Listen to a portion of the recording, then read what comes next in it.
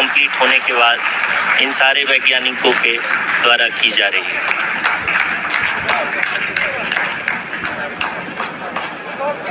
जी हाँ, आप अगर फिर से ध्यान से देखें तो एल्टीट्यूड पुनः कम होता जा रहा है। अभी हम लोग लगभग 135 मीटर की ऊंचाई पे हैं। He is critically looking at the visuals.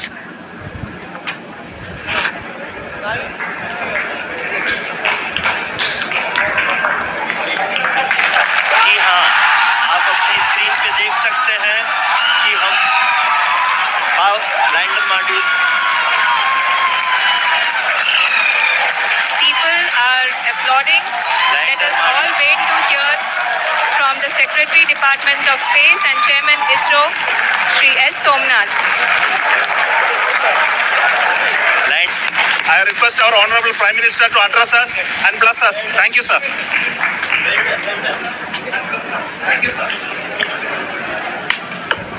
मेरे प्यारे परिवारजनों,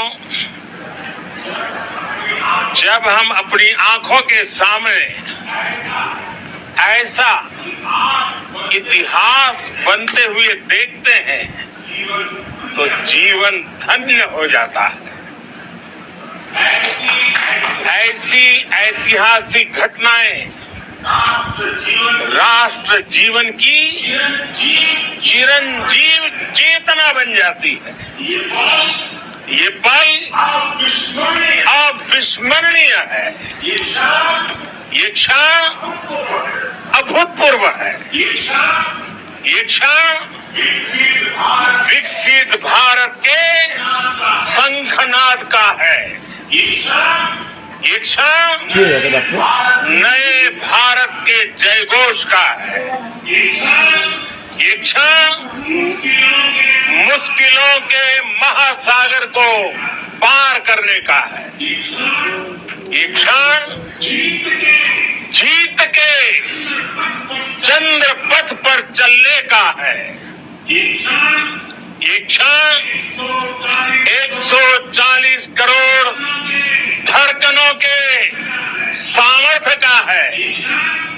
ये क्षण भारत में नई ऊर्जा, नया विश्वास, नई चेतना का है। ये क्षण भारत के उदयमान भाग्य के आह्वान का है। अमृत काल की प्रथम प्रभा में सफलता की ये अमृत वर्षा हुई है।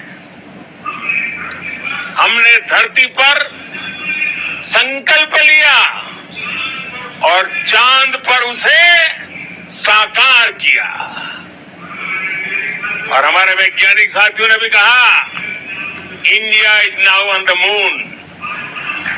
आज हम अंतरिक्ष में नए भारत की नई उड़ान के साक्षी बने हैं।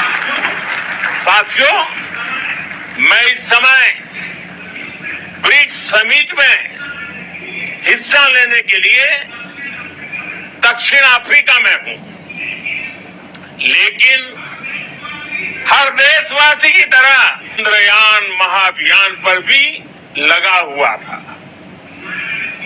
नया इतिहास बनते ही हर भारतीय जश्न में डूब गया है। हर घर में उत्सव शुरू हो गया है।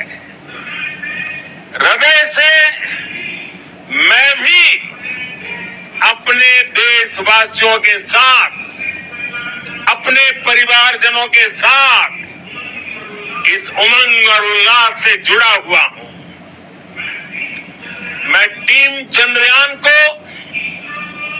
इसरो को और देश के सभी वैज्ञानिकों को जी जान से बहुत बहुत बधाई देता हूं, जिन्होंने इस पल के लिए वर्षों तक इतना परिश्रम किया है। उत्साह, उमंग, आनंद और भावुकता से भरे इस अद्भुत पल के लिए मैं 140 करोड़ देशवासियों को भी कोटि कोटि बधाइयां देता हूं। मेरे परिवारजनों, हमारे वैज्ञानिकों के परिश्रम और प्रतिभा से भारत चंद्रमा के उस दक्षिणी ध्रुव पर पहुंचा है जहां आज तक दुनिया का कोई भी देश नहीं पहुंच सका। अब आज के बाद से चांद से जुड़े मिथक बदल जाएंगे, कथानक भी बदल जाएंगे और नई पीढ़ी के लिए कहावतें भी बदल जाएगी। भारत में तो हम सभी लोग धरती को मां कहते हैं और चांद को मामा बुलाते हैं। कभी कहा जाता था चंदा मामा बहुत दूर के हैं, चंदा मामा बहुत दूर के हैं। अब एक दिन वो भी आएगा जब बच्चे कहा करेंगे चंदा मामा बस एक टूर के हैं। Friends, on this joyous occasion, I would like to address all the people of the world, the people of every country and region. India's successful moon mission is not just India's alone. This is a year in which the world is witnessing India's G20 presidency. Our approach of one earth, one family, one future is resonating across the globe. This human-centric approach that we present and that we represent has been welcomed universally. Our moon mission is also based on the same human-centric approach. Therefore, this success belongs to all of humanity, and it will help moon missions by other countries in the future. I am confident that all countries in the world, including those from the global south, are capable of achieving such feats. We can all aspire for the moon and beyond. मेरे परिवारजनों, चंद्रयान महाअभियान की ये उपलब्धि भारत की उड़ान को चंद्रमा की कक्षाओं से आगे जाएगी। हम हमारे सौर मंडल की सीमाओं का सामर्थ्य परखेंगे और मानव के लिए ब्रह्मांड की अनेक संभावनाओं को साकार करने के लिए भी जरूर काम करेंगे।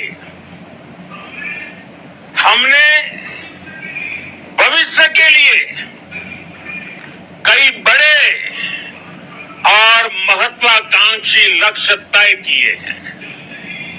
जल्द ही सूर्य के विस्तृत अध्ययन के लिए ISRO Aditya L1 mission launch करने जा रहा है। इसके बाद शुक्र भी इसरो के लक्ष्यों में से एक है।